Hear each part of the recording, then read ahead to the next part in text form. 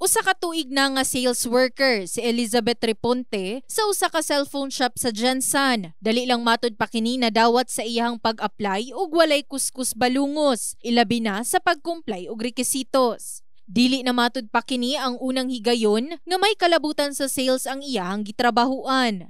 Oo, dali lang. As long as naapod ka experience gamay, ana.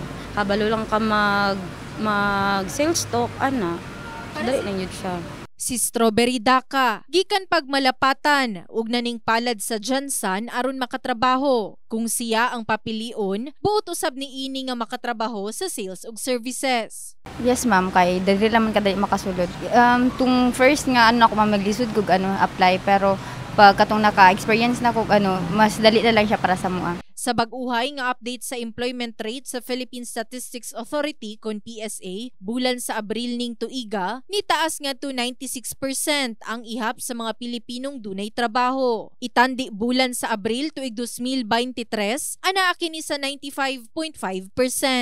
Ito ay mas mataas ng 297,000 kaysa sa naitala noong Abril 2023 na nasa 48.06 million at higit na mas mataas din kung ikukumpara sa bilang noong Enero 2024 na nasa 45.94 million. Usa sa major occupation nga dunay pinakadakong increase mao ang service ug sales workers. Asa mikabat sa 851,000 ang ihap sa dunay susamang trabaho. Bulan sa Abril ning tuiga, anaa sa kapin 12 million ang dunay trabaho sa service ug sales related. Itandi ni aging tuig sa parehong bulan nga anaa lang sa kapin 11 million. Nitong Abril 2024 ang nakapagtala ng may pinakamalaking bilang sa pagtaas ng may trabaho o negosyo ayon sa Major Occupation Group kung ikukumpara sa Abril 2023 ay ang mga sumusunod.